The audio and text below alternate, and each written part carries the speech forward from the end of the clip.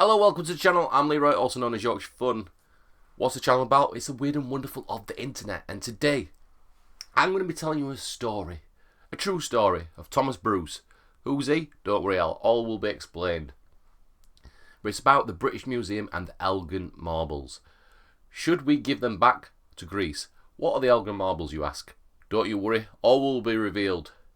Don't forget to like and follow. Roll title cards, here we go.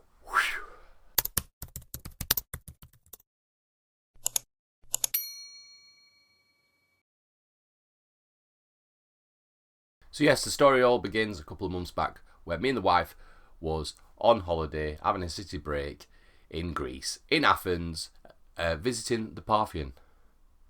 And as you can see, me walking around, being the typical tourist, looking at this beautiful marble at the Acropolis. Absolutely stunning, absolutely loved it. However, our tour guide had different ideas.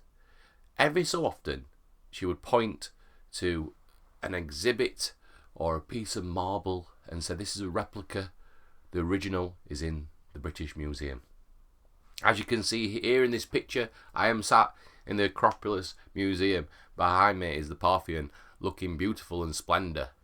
Stunning place. But it got me thinking, why has the British Museum got all this stuff? So I'm like, let me investigate. Let me speak to my mum, who also went to the Parthenon like 6 months before. Does she know about this? Does she think that we should give it back? Why should we give it back? Well, let me tell you a story. Welcome to the British Museum, the world's most prestigious collection of borrowed treasures. And by I mean borrowed, we mean permanently relocated without consent. It's like your neighbour borrowing your lawnmower forever. Except your lawnmower is 4,000 years old and made of solid gold.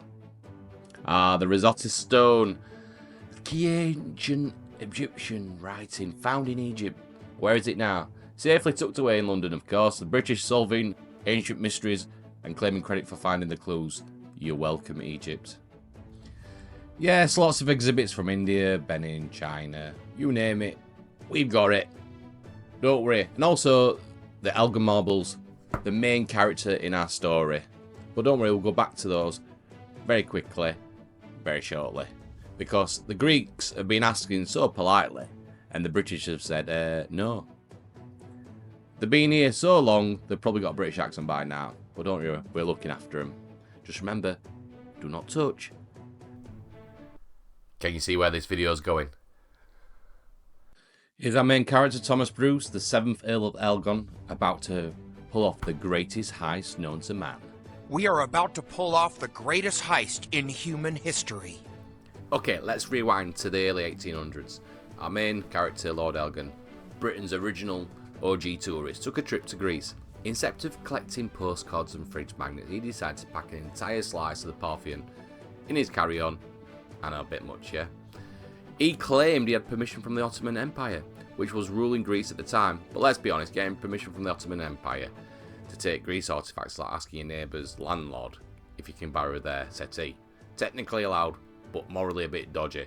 Even on his way back to Blighty, he ended up losing some of the Elgin marbles and they went underwater. So he couldn't even get it back right. But, okay, so they're underwater. Probably going to help, like, Poseidon maybe?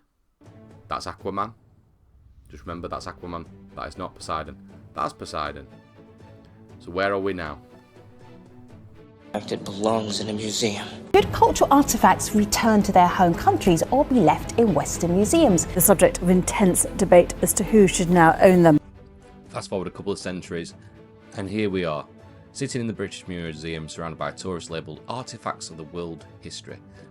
Britain insists they are safe here because, you know, marble sculptures apparently need witness protection, and the biggest excuse we've always used is, well, you can't store them. It's very dusty over in Athens. But like, hold on, we've got a brand new museum that we've built, the Acropolis Museum, and do you know what it's missing? It's missing the Elgin marbles. Is there any chance that you can give them back? And it makes the headlines every time we change Prime Minister because Greeks turn up and say, is there any chance you can give our marbles back? And they go, no. Speaking before hearing the Culture Secretary's views, the Greek Prime Minister, who's facing an election, warned voters return was not imminent.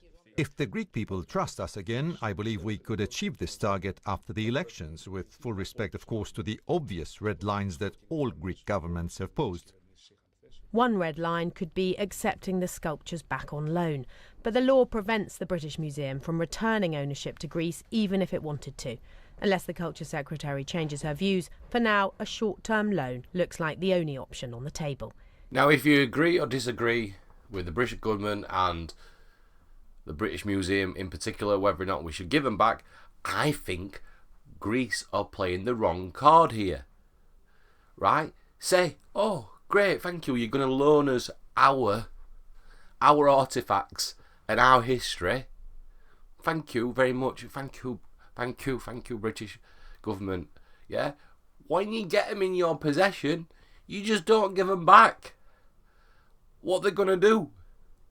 Do the same that we've been doing to them for the last few hundred years. That's what they've got to be smart. I think they're doing it wrong.